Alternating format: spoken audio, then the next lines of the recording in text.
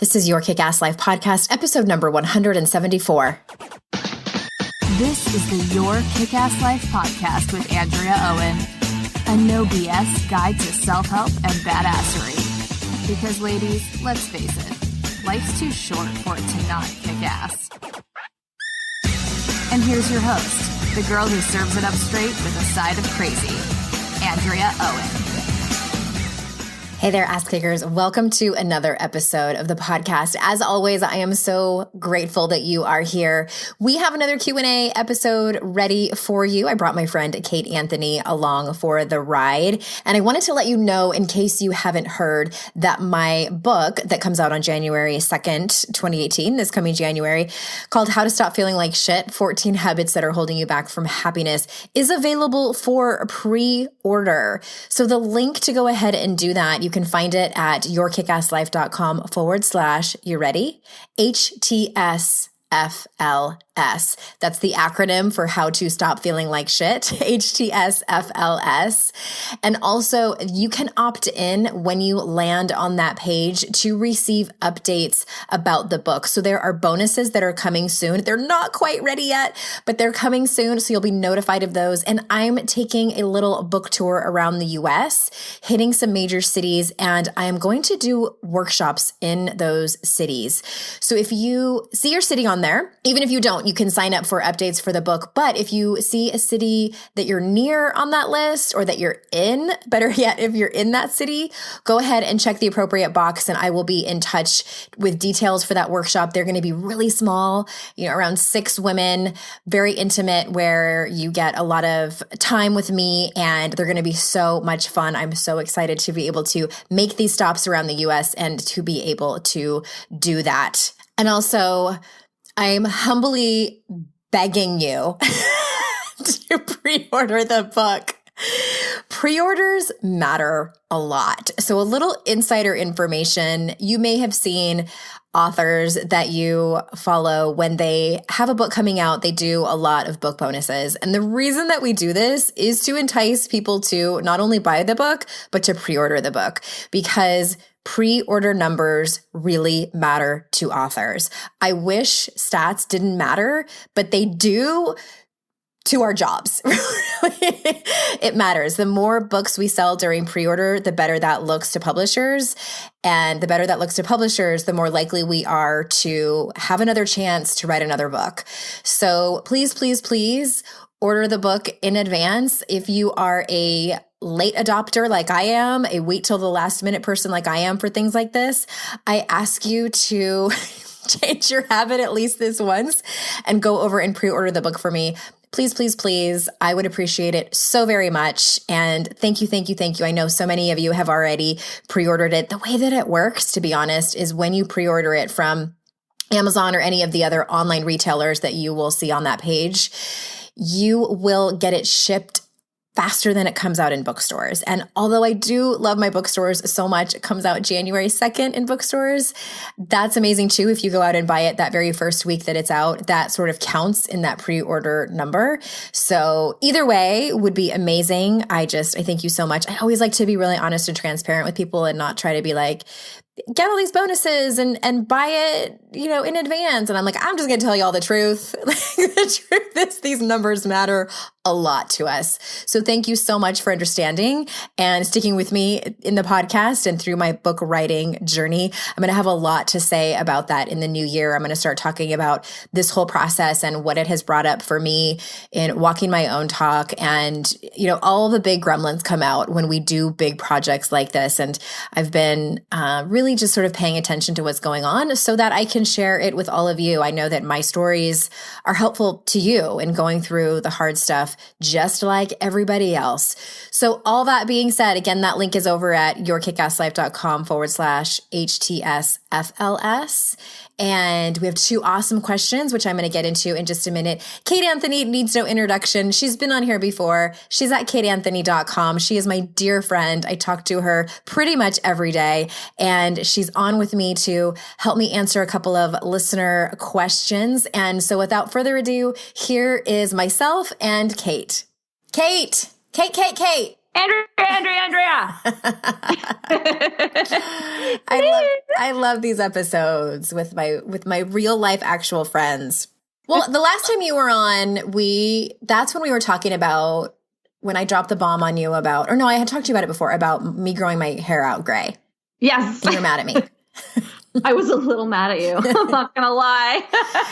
One of the women on the retreat asked me about that. The Channing Tacos and Transformation Conference asked me if I had decided about it. And I'm like, no, Kate's right. I'm too vain to do it. I decided that I'm just going to go ahead and keep coloring for a while. But I'm still considering it. Okay. I did just see it must have been a Facebook ad. I don't know why it was targeted me, but whatever, about this model, the model who's like 61 or something. And she's got this mane of glorious silver gray hair. And I was like, oh, yeah. I could see that. Exactly. So yeah. I just don't think that. I think that that's what everybody wants, right? Like when I go gray, I want it to look amazing, and I want to be known for that. Like if I'm going to go gray, I'm going to look like ridiculously just awesome. I don't think that's going to be the case. Like I think that kind of gray that you're talking about takes a lot of maintenance. I don't think that just grows out of your head. I talked to my hairdresser about it and he's like, no, it doesn't. Like you still have to come in for something. He said like there's enhancements and things like that. So I think that if you don't have like beautiful, glorious, gorgeous hair to begin with, when you go gray, it's not going to just like suddenly be that way. Right. Well, by the way, you do have beautiful, glorious hair, so whatever. I do, but the texture is changing, so it's really like if I let it air dry, it looks like an 80s hairband guy. Yep. It's big and like witchy. So mine is just fluffy. It's air dried right now. I could turn on my video and show you. It is air dried and fluffy now. Only if I can record it and put it out. Otherwise, we'll just be on audio. No. So yeah, I had you on last time. We talked about that. We also talked about anxiety. That was one of my highest downloaded podcasts. So I will link up to that in the show notes for any of you that missed Kate and I many episodes ago doing a listener Q&A on anxiety. This week we have like kind of two really different topics about a woman struggling with her husband, who's, I'm not sure if he's an alcoholic. It's the basic, like, should I go or should I stay? And that's the conversation I want to have with you about this. Not so much the circumstance. The circumstance is important, but I think all people can probably, have a time in their life where this is a struggle. And then another question about trust and surrendering to life. But before that, I don't know if have I told you the story yet about my dog? So, and for those of you listening that don't know, my dog has become quite a hit on Instagram. So I just have my Your Kick-Ass Life Instagram account, but my Instagram stories have been taken over by my dog and her toy, her Dirty Baby toy, which is like this disgusting Angry Bird stuffed animal that I named Dirty Baby.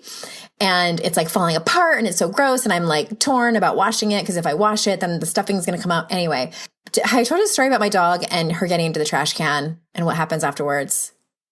No, I think I saw something about it, but I know you've not told me the story. I don't think I've told this story on the podcast yet. I must have told it to one of my clients or something. Okay. So two funny parts of this story. So my dog, we leave her in the house. She's house trained. So we leave her in the house when we leave, but she suddenly started getting into any trash can upstairs. So she can't get into the kitchen trash can, but she was getting into the bathroom trash cans. Oh. Your dog has words about that. Dogs. So she's getting into the bathroom trash cans, which contain, gross bathroom things, dirty tissues, dirty Q-tips.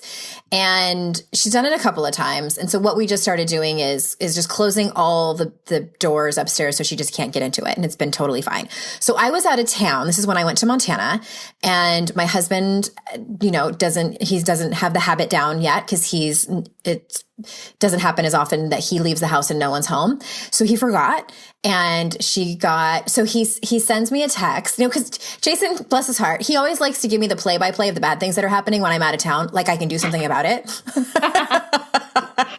because I am the operations manager of the Owen household. Right. Obviously. Thinks I can fix it remotely. Right. So he sends me this text. I was with Elizabeth Dialto and we're walking down the street and I get this text from Jason and it's like, the dog got into our bathroom trash can and got into your dirty feminine hygiene products. That's what Jason calls them. Okay, and the other funny thing about this story is my husband has a bit of it's not a period phobia. He's just, my husband isn't comfortable with like feelings in general. He married me, but he's uncomfortable with that type of thing. Like he's a little uncomfortable with it. So it's hilarious that he calls it feminine hygiene products. And I was like, okay, like good for Giselle. She's a dog, that they're gross. That's what they do. So I got home. It was just like a couple days later, and he's like comes in the house, and we're on an acre. And so we have my husband has a sit down lawnmower. So he said he was in the backyard mowing the lawn, and that's where the dog goes to the bathroom. And he comes inside and he's like, I was out there mowing the lawn, and Giselle walks and steps like 20 feet in front of the mower and decides to take a shit. And I had to stop the mower. And as she's taking a shit, I noticed that something's coming out of her butt, and it's one of her feminine hygiene products. So I was laughing so hard. And P.S. I have no idea if it's a tampon applicator or a panty liner, because they're all lumped together. They're all one. He said.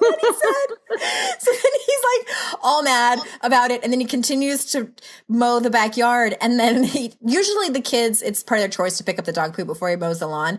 But he said he ended up finishing the lawn and running over it on accident, and it got stuck on the lawnmower tire. So again, I don't know if it was a tampon applicator or a panty liner. Oh my God. I didn't even want to ask him, because he would have had to like say it out loud. Oh my God, you should have made him. Come on. Oh my God. Come on, Jake, say it. My fucking dog. I was kind of worried too. Like either one that went through her system, like can't be good. No. Okay. So we're telling gross dog stories.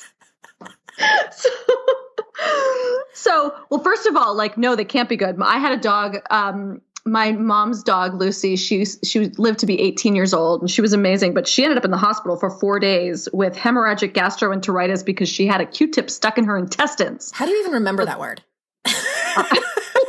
Or did you just make it up? I was like 14. It was really scarring. She had a Q-tip in her intestines. I could see how that could get caught. Don't forget that I played a medical professional on television. That's right, you did. When Kate was on 5 seasons of Grey's Anatomy. For real. I had to say really complicated medical shit all the time.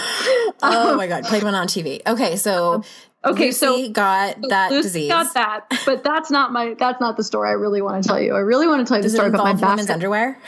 What? Does it involve dogs in women's underwear? Because I have a story about that too. Oh, I was going to skip that one. The number of, so I had my Basset Belly and Lucy, I think both chewed the crotches out of more pairs of underwear. Yeah, same. I could possibly name. But my Basset hounds, like they're on a scent, and that is that, right? And I don't know. They have, because of their elongated bodies, they have really sort of complex digestion systems or something. I don't know. Their intestines you know what? I don't fucking know. All I know is that she would get nauseous, and she would lick, like compulsively lick, trying to like eat. And I guess it's their impulse to eat grass, right? So if she was outside, she would eat grass, except that like, I grew up in New York City. So, the dog was raised in New York City. So getting her to grass was not really an option most of the time. So she would just compulsively lick around my house. And if I wasn't there, she would just eat whatever was in her reach. And also she's a Basset hound. She'd just eat whatever's in her reach, no matter what. Anyway. So in one of these compulsive licking things, I guess she had consumed a chiffon scarf. Oh my God. Like an entire chiffon scarf. This is the 90s, so sue me. Because I hear your brain going, chiffon scarf? Like, really? So eventually she starts to poop the chiffon scarf out. And it starts to come out, and then she's running away from it because there's something long dangling. Magician. But, and she's like looking back, terrified, trying to run away from it, except it's like coming out of her, so she can't get away from it. So eventually I have to hold the end of the scarf. Oh my God, that hurts so bad for her. Or maybe not. I don't know. Listen, it went through her entire intestinal system. Like, I don't even know how this happened. And I'm holding onto the edge and she goes running. I help her poop out a long chiffon It kind of look like a cape. An ass cape. Oh my God, dogs. Poor dogs. I bet the stories that vets could tell about things that dogs have consumed, and yes, crotches out of underwear. And because that happened to same dog, my dog, because I went through my underwear when I had to buy bigger underwear. Remember, I told everybody that I had to go buy bigger underwear. You know about my whole underwear saga. Yes, I just did the same, by the way. Well, you know what's kind of funny about that is that we will get to the content, people. Just give us a minute. So my underwear. I didn't tell everybody this. So I kept wondering what was wrong with my underwear, because it was like, you know, when somebody wears one of those like cute little triangle bikinis, but they have like a D or a double D boob and it just like doesn't fit. That's what was happening to my ass. Like my underwear, they were like falling down in the back. And I was like, what happened to my underwear? Like, believe me, all mad at my underwear. It was my underwear's fault. It was my ass just gotten bigger and it's not contained in the underwear anymore. So I had to go buy new underwear, and I was cleaning out my underwear drawer, and I have thongs in there that I just don't wear anymore. I just have graduated out of that phase of my life. And I threw them in the trash in the bathroom, and Giselle got into those and she ate the crotch out of them. And then I Googled, why do dogs eat the crotch? And then Google finished my sentence, because apparently like everyone else is asking this question too. I read one theory. There's lots of different theories. I read one theory. It's so funny that dogs love us so much that they just want to be close to us. And the closest way they can be to us is like to consume our scent.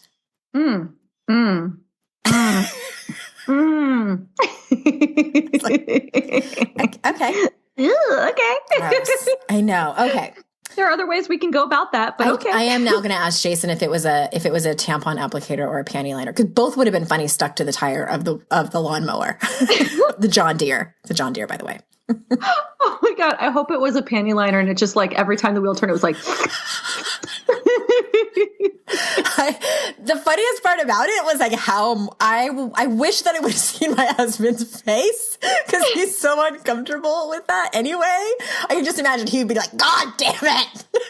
Just stand there just like going, oh my God. Oh. The universe is so funny. Okay. All right. Now it's time to get serious. Okay. I need like segue music or something. So the first question, we'll answer the relationship one first. And thank you guys for submitting your questions. If you have questions, before I forget to tell you, you can go to the contact page on the website and submit your question for the podcast. This one comes from Kathryn, and she says, I found your recovery series compelling, and now I know why. I am involved in a long-term relationship with an alcoholic, or at least I think so. My question is this. I do not know whether I should stay or go. I try to do research on a book to read and to get more information, and it is pretty confusing. My therapist agrees that I should leave him. I see book reviews on books that say I should love and understand him, and that he and I, codependent, can both heal. I do not know what book to read. I do not know what to do. I just know that my brain is a big ball of string when I try to untangle this, and my heart is broken in pieces. I think, first and foremost, my heart goes out to her, because it's the ultimate, our spouse or our partner is struggling, and you don't know whether to stay or go. I wish I had more information. I really do, Kathryn. And I think the one thing I want to say, and we'll pass it back and forth, is that, I actually got this from our friend Amy Smith, has always said when she's giving relationship advice, like before you go, make sure that or before you decide to go, make sure that you have done everything in your power to try to, I don't want to use the word fix, but that's the best word I have right now, to fix the relationship, like to heal the relationship, to come out of the hard place that you are at. So if you can say that you have done everything in your power, then your conscience is clean and it's time to walk away. So I'm just going to say that before I hand it over to you. Yeah, no, I agree with Amy entirely. And, I think more than doing everything that you can to fix it. So I think that there's a lot of layers here, right?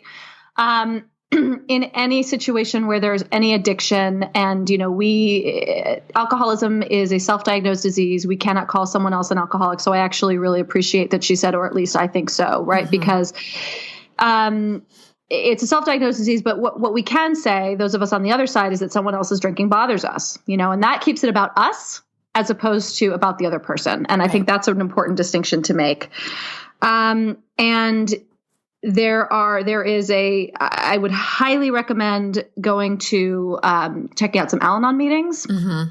Al-Anon explain what that is for people that might not know. Al-Anon is a program specifically designed for friends and families of alcoholics. And it is not a program about how to fix the alcoholic, how to get them to stop drinking. It's actually not about the alcoholic. A lot of people I know who are in relationships with addicts are really pissed off at the idea that they have to go to meetings. Like, fuck you. He's not going. He's not getting sober. Why do I have to go? And the fact of the matter is that those of us who tend to get into relationships with alcoholics or have some kind of alcoholism or addiction in our family lineage, we kind of come by this naturally. We tend to fall in love with these people because it's familiar in some way, often unconsciously. And there's stuff and there's work that we need to do, to be able to be in relationship with these people or choose from an empowered place to leave. So I would definitely recommend, here's how, just a quick sort of primer on this is that, Al-Anon was founded, when the wives of the alcoholics who founded Alcoholics Anonymous, got sober. They found it when they founded Alcoholics Anonymous. All of the wives were sitting in the kitchen making coffee and realized that they had nothing. They didn't know what to do anymore. If they weren't trying to get their husband sober, they didn't know what they were supposed to do. And then they realized that they had a problem. And the problem was really codependency, that our entire lives tend to get taken over and fully focused on the other person and their drinking and counting drinks and we lose ourselves. We lose ourselves in the fear and the terror and the crisis management, and all of that, right? We don't have fun at parties because we're counting how many drinks they have. And at what point do we need to, get him out before he causes a scene, like whatever it is. Right. And we slowly over time lose ourselves in this. And there is a process of healing and getting it back, which can occur whether the alcoholic gets sober or not. So I would highly recommend, trying out some Al-Anon meetings. Yeah. And the other thing I would say in terms of should I stay or should I go, and this is what I work with my clients on a lot, is that the should I stay or should I go process should be, there should be a long process of healing yourself and looking at your own stuff. And because, as Amy said, you want to have done everything possible to heal the relationship. But the way in to heal a relationship is through healing ourselves. And when you do all of the work possible on healing yourself and keep taking the focus off of the other person, a lot is revealed, and you may heal the relationship through healing yourself. You may also choose to leave the relationship, but at that point it will be so clear and so empowered of you to do so that it ceases. It's not even a question anymore. Yeah. I agree with all of that. And I think that it sounds like Kathryn really wants like something to hold and read, which I totally understand. I'm that way too. I would start with Codependence. Codependent No More. Codependent No More. And I highly recommend the workbook. I think that I have talked to so many women, myself included. That was one of my very first self-help books that someone gifted me. Someone gifted me. It's bad. Like, yes, Andrea, me too. I was still in my 20s. And I was in my former relationship. I don't even think we had gotten married yet. And my friend Linda that I worked with, she was the one this is back when I was still a Republican, and she and I got in a huge fight about politics, and I was so mean to her and I had to apologize. Anyway, I was also codependent, and she gave me that book and I still have it. It has her name on the inside. I think what I was going to say is that I've talked to so many women who open up the book and read just the first couple of chapters and they're like, oh my God, this is me. Because Melody Beattie has done a really great job of doing like checklists and bullet points and things like that. And in my book, there's like highlighted and there's some with like stars by some of the symptoms. And I think the workbook is invaluable of just really like, it's one thing to read through it and go, oh my God, this is me. But I find it not that helpful to just read about the solution. Like I have to put pen to paper and actually work out my own unique stuff in order to heal. And then there's Codependence Anonymous as well. And that was my first soiree into 12-step programs. And the thing with Codependence Anonymous is that, my God, you put a group of codependents together. Oh man. Yeah. I mean, same thing with Al-Anon. It's so true. It's so true. Just be careful. Yeah. So I was actually going to say, one of the things that they say is that you should try at least, I think, 3 different meetings or 6 different meetings before deciding if the program is right for you. And I would highly recommend that because there are,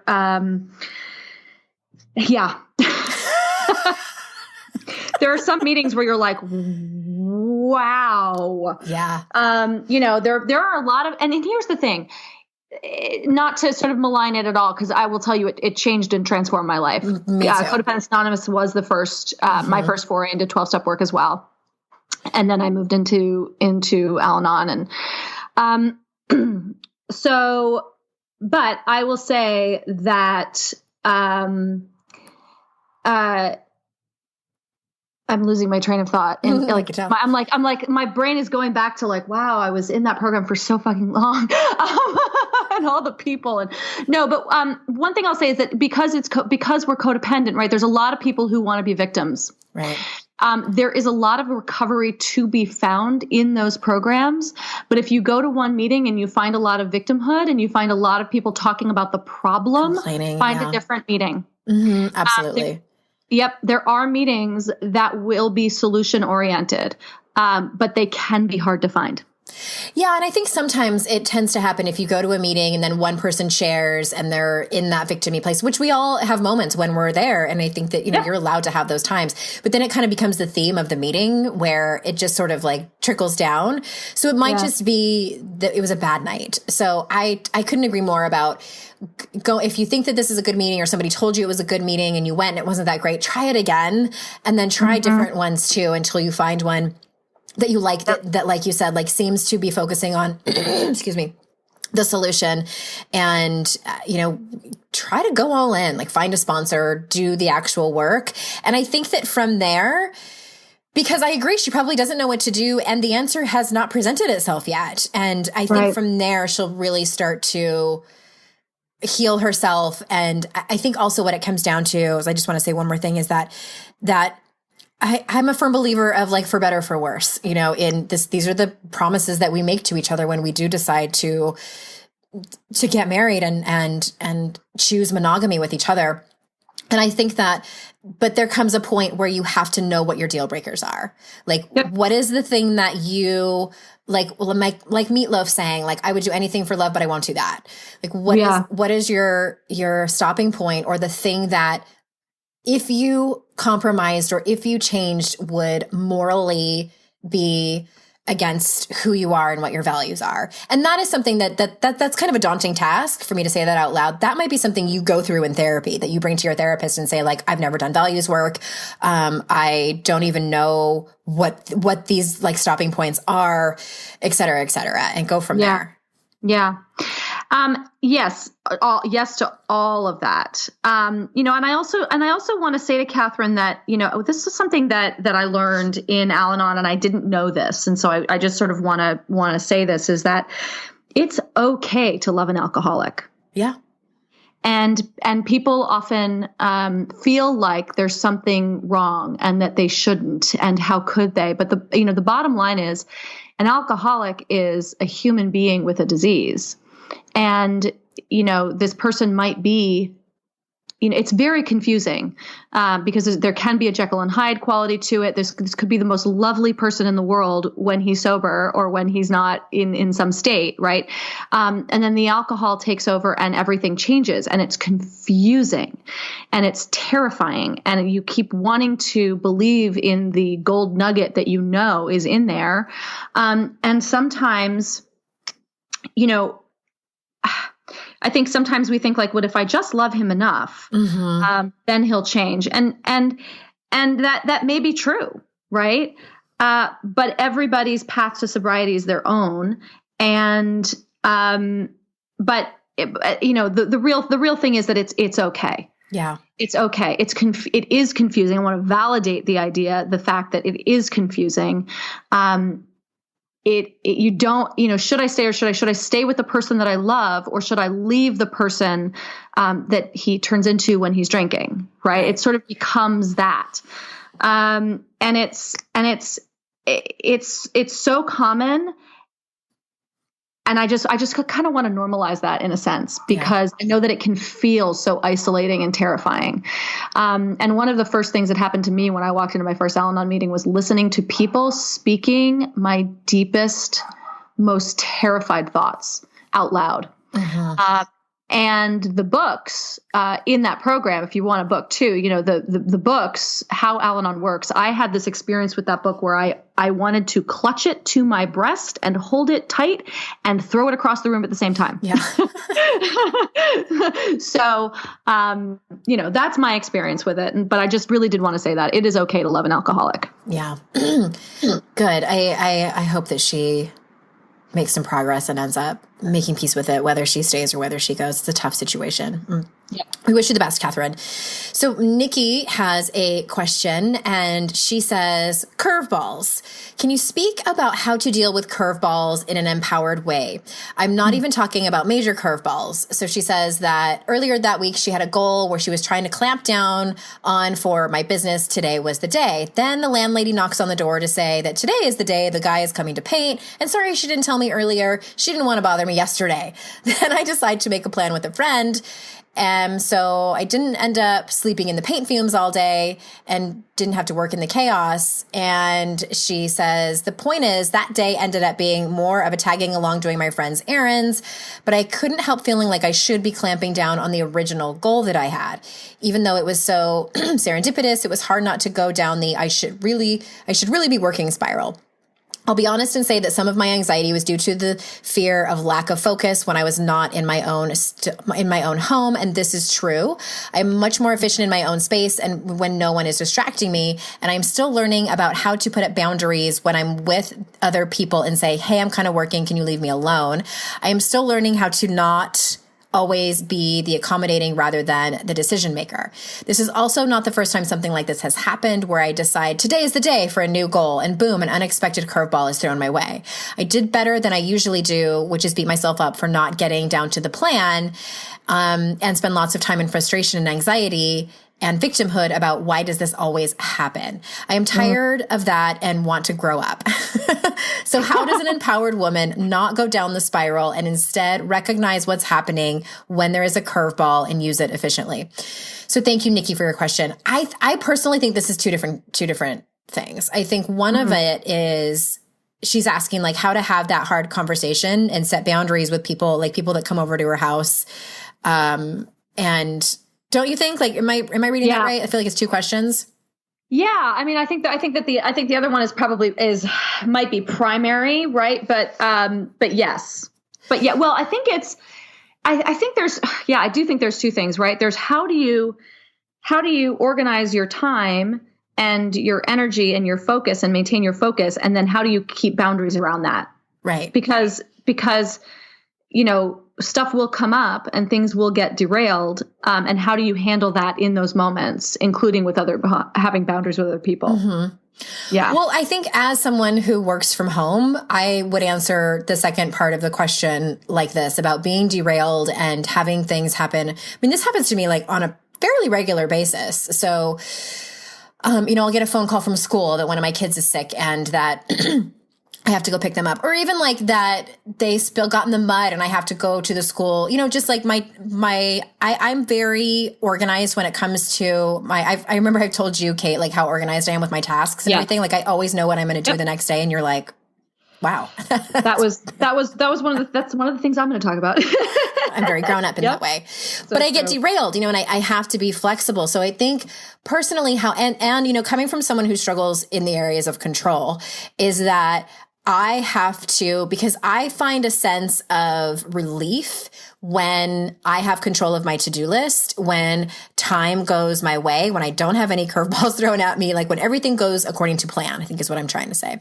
So what I have to work on, and it's really just a simple question most of the time that I asked myself, and this is something I learned from one of my very first coaches, because I was all anxiety ridden when things didn't go my way, or or my babysitter quit and I had to find a new babysitter. I remember I had drama about that. And she said, one of my fitful conversations with her, and she said, what if it wasn't that big of a deal? And so she's not implying that it's not a big deal and not accusing me of overreacting. Maybe she kind of was, but at least she played it off that she wasn't. But it was more of just the question, like, what if it wasn't that big of a deal? And that's sort of like what we do in let's just coaching 101, right? Is just asking someone the question, not so much for the answer, but for them to try on another perspective, for them to try on the possibility that there might be another answer. So that's been hugely helpful for me, is just asking, and this could be with anything. Like, what if it wasn't that big of a deal? Like, what if I just moved everything over from my to-do list to the next day or the afternoon? Like, will I be irritated? Of course. Right. Will I say some choice foul language? Of course. But it's really not that big of a deal. In the grand scheme of things, it's not. So for me, for that question, it's just really looking at my perspective and just asking, like, do I want to be upset about this? Do I want to be anxious about it? Like, it's okay. It's really not that big of a deal. So what do you have to say about that? Yeah, I think that's a really valuable perspective. Right. And then the question is, is it really that big of a deal? And then, like, when you get sort of upset about, like, okay, if I have to just put everything over to a different day, what do I make it mean about myself? Right. Like, cause that's where I go, right? Then I'll spiral into, you're just, disorganized and you're lazy and you can't hold it, and then it's like, and then it goes into just all sorts of inner critic, gremlin-y nastiness. And, that's what we want to look out for as well. Right. What piles on afterwards. Because I think that we all work well, because you might work differently, like from an organization standpoint, than I do. So that's like the way that I do it might not work for you, and that's okay. Exactly. Like, I look at your life and I'm like, you have a lot going on and you get a lot of shit done. Yeah. Well, that's what I was going to say, is that, I'll often hold you up as an example. Like, so I have ADHD, which I've just sort of as I've been dealing with the fact that my child has it, I've suddenly been like, oh, interesting. And I'm 46, and it was probably like last year maybe that I was like, I was like, hey, oh my God, I think I have this thing. And my ex-husband, of course, was like, what? Duh. Yeah. Well, and to add to that, you're a single mom. So your schedule looks very different than mine does. Yes, it's true. It's true. My schedule is not, and I'm working with an ADHD coach right now. And so much of it is around the fact that my schedule is not consistent. And so building consistency into the schedule of someone who doesn't have a consistent schedule. It's consistent, but it's not the same every day, is what I mean. Right. So like, I know every Monday I don't have my son, but Mondays and Wednesdays look totally different. And, I would look at your schedule, Andrea, and the way that you have organized your time and you organize your life and you wake up every day and you know everything that's going to happen. And I brought that to my coach, and she was like, but what would you do if you did have that?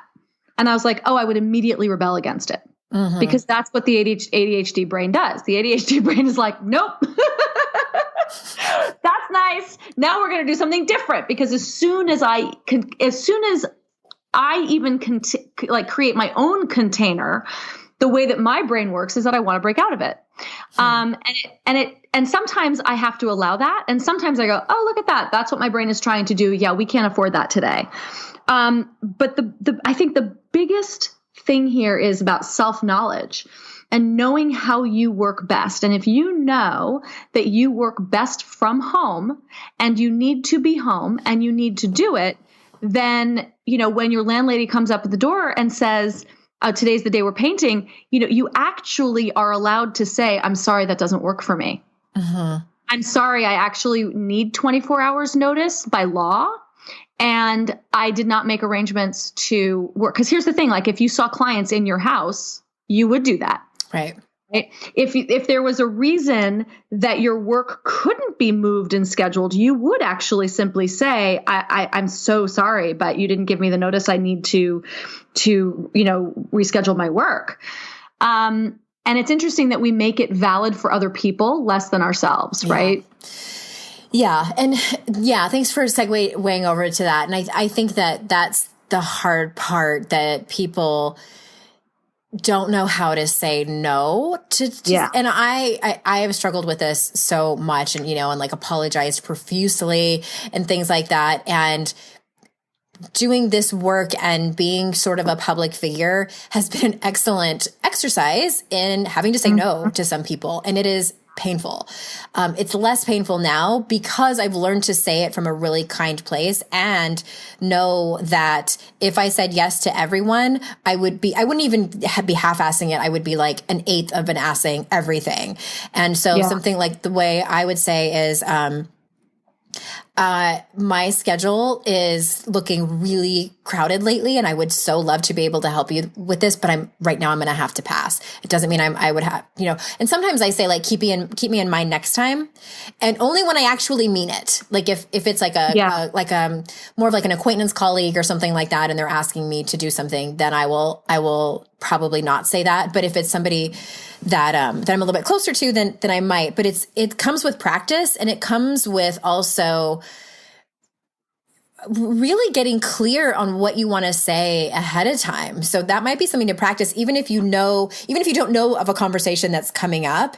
And it sounds kind of crazy, but I know of personal development people that do that. Like in their courses, they have people practice saying no and coming up with scripts to say no. So like if you, I know Brene Brown talks about in one of her very early on books about, she got asked to make like a couple dozen cupcakes for a bake sale. And I think it was like the following day or something. Like they didn't even give her hardly any notice. And she says that what she would do during those moments is she would spin her ring on her finger like 3 full times before she would respond. So it's just like giving her the opportunity to pause, because our go-to would be to say yes and silently be like super pissed on the inside and fuming. And that's not fun. But it's just pausing to say, take a deep breath and say, you know what, that's not going to work for me. And you don't have to be sorry. Or you could just say like, that's not going to work for me. How can we figure out something else that will work for both of us? Yep. And absolutely. wait for it to land. Because that's sometimes the hardest part, is saying what you need to say and then that silence right afterwards. Because a lot of times we want to fill that silence with like apologies or backpedaling. Yep. Or running away. Yep. Running and hiding behind a bush. Right. Yeah. And it really is. I love the idea of spinning your ring 3 times, because it is training our brains, because we are, as women especially, we are automatic and sudden yeses. Mm-hmm. And it is really retraining our brains from a neurological standpoint to have a different response. And the only way we can do that is to pause. And so if we build in that mechanism, it gives us a minute, and then it becomes easier and easier and easier. Mm-hmm. One of the things that they talk about in codependency recovery is the idea, like at first, when you first start having boundaries, they're like, they talk about like detaching with love versus with an axe, right? Because at first you start standing up for yourself and you can get really bitchy about it. Be like, no, that doesn't work for me. Yeah. Right? And then that's not helpful to anyone. becomes so, but you're standing up for yourself, and you're bringing the weight of all of the yeses to your first few no's. And it's like, the anger and resentment. And so we really do have to do it with love, as Amy always talks about, standing up for yourself without being a dick. Right. And I think that that's where the dickiness can come from. Sort of like the resentment of all the yeses. Like putting your foot down. Yeah. You don't have to. You don't have to. You can simply say you can do like a soft shoe dance, have like a ballet slipper. Yep. There's a great saying that's no is a complete sentence. Yeah. I wrote about that in my second book because I had an experience with someone who was asking me for favors, and she wasn't even really a friend. She just was someone that I had one conversation with, and I did not feel good about it. And I was like, I don't want to, and I went through that whole thing of like, if I say no to her, am I burning a bridge? Is she going to think I'm a bitch? I remember this because we talked about this. We network, even though we have online businesses, this is how we network, is having these online friendships and colleagues and peers. But I didn't want to do it. And so I ended up saying no, and it was a complete sentence. I can't remember what I said. I just said, I think I'm going to have to, it's going to be a no from me right now. Good luck to you, or something like that. And she came back and asked me why. And that kind of surprised me. I think that she was not used to hearing no. And I had a choice in that matter, just to, am I going to tell her? Because if I told her the reason, it might have hurt her feelings.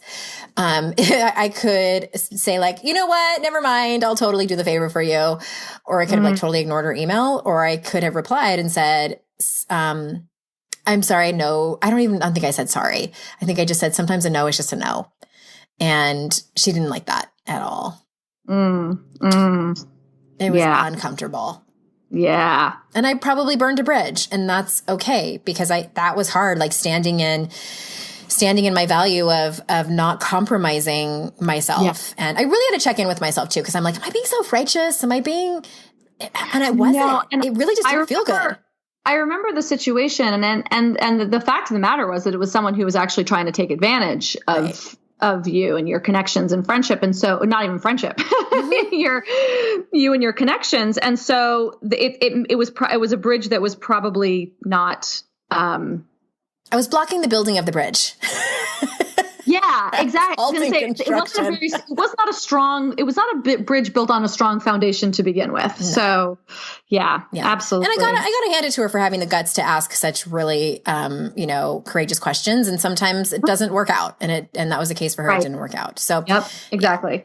But I want to just recommend one book real quick. And I had a hard time with this book, but Nikki, you might like it. It's called The Surrender Experiment, or anyone that has trouble with, what she called curveballs and having things come into your life, and whether they're small or big, and just kind of rolling with the punches, for lack of a better term. The Surrender Experiment. Have you read it, Kate? No, I have not. It's a little bit, how do I put it? The guy that wrote it, I don't know. I would definitely check it out on Amazon or Goodreads and read some reviews. It is all about that. And he goes to the extreme, like some of the things he surrenders on, and I'm kind of like, I would never have said okay to that. But there's some really great nuggets in there about just really doing life on life's terms, if we're going to quote 12-step vernacular here. But it's about that. So it might be a good, I'll link up to that in the show notes, as well as the Codependent No More and the workbook. And we'll even throw in a YouTube video of Kate's stint on Grey's Anatomy for everyone. We might have done that the last time. I can't remember. You'll have to send me the link, because I don't know where it is. I don't even think there is one. I could send you a Sesame Street link. That's the fun. Yes. Okay. Well, I hope that was helpful for Kathryn and Nikki. Thank you guys for sending in your questions. Please keep sending them in. I know that you all really like these episodes. I plan to do more of them as the year continues and into 2018 as well. Thank you, Kate, so much for being here. Thank you for having me, Andrea. I hope that nobody was like super bored with our first 15 minutes of talking about dogs pooping out scarves and tampon applicators. How could they possibly be bored by that? I know. I have so many good stories. All right, everyone. Again, I'm always so grateful that you join me here every week for an hour. So thank you so very much for leaving your reviews. I read them all. Thank you. And for sharing these episodes with your friends. And until next time, I will see you out in cyberspace. Bye-bye.